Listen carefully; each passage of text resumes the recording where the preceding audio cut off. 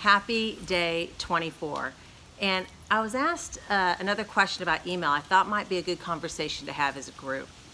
And it's not about its presence. You know, depending on the generation that you're in, email's always been around. If you're like me, it came around a couple decades ago.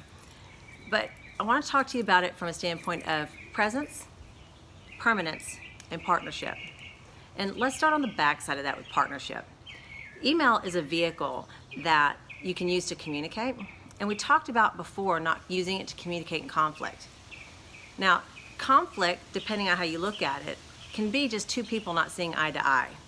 And at times, email is the only way you're going to be able to have this conversation. So how should you go at it? And that's where partnership comes in. Email should not be polarizing. So if you have an email from, let's say, a supervisor or an executive, and you don't agree with their standpoint or what it is they're conveying, don't do what most people do, which is start off the email with, I completely disagree. The reality is that becomes polarizing, and then the rest of what you write becomes combative and not a partnership. So as I was taught in regards to softening email and making it more of a partnership, you want to first take an opportunity to acknowledge and reflect on the perspective or the opinion that the person who sent you the email sent. Really important. Appreciate them, really take the opportunity to reflect and understand where it was that their perspective or their opinion is coming from. Once you have done that, now you have the right to share your perspective or opinion.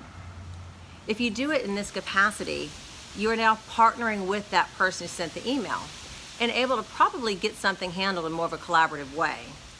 So partnership and email, really important. If something comes across and you don't agree especially, first take an opportunity to reflect on what it is their idea is, how you can see that being effective, what have you, and then feel free to share your feelings or your opinion on it.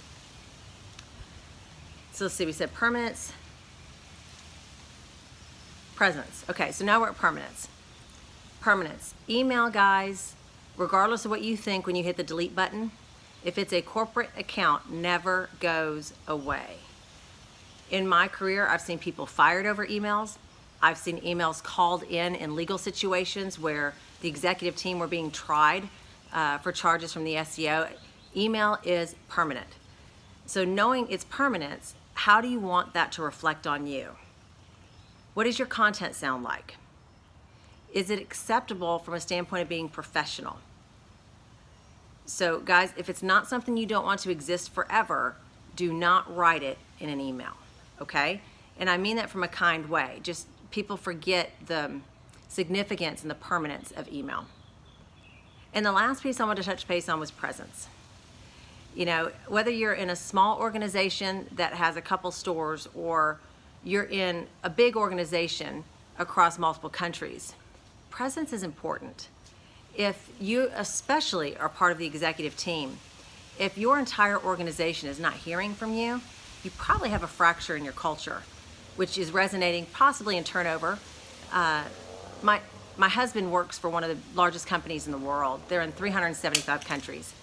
And their new CEO, drop my button, their new CEO does these sort of webinars, if you will, visual though, where they're recorded, people can come in live, watch and listen, but he's constantly updating the entire organization across over 300 countries on where the company's going, how the company's doing, and speaks to culture nearly every time. Guess what happened when the CEO came and took over in that organization? That company started a strong uptick. Just the employee engagement I hear even in my husband is different than I heard before. He's excited. He knows where the company's going. And if you're an executive in an organization and the only time your people hear from you is via email for something sad, bad, or dismissive, you really need to check yourself. And if you think it's because you don't have time, then clearly culture is not important to you. And you could be part of the problem and not the solution.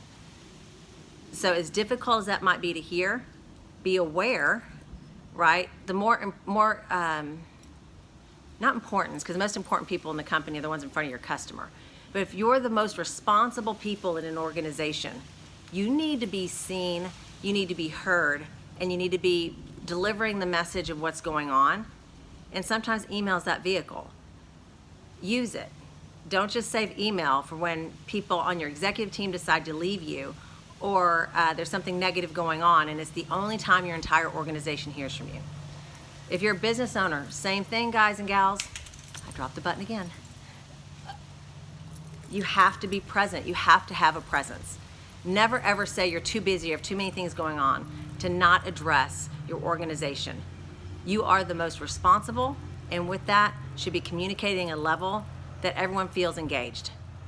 Have a great day, guys. This one was a little longer. Questions about email, more etiquette, feel free to reach out. I'm here to help, and I look forward to talking to you tomorrow.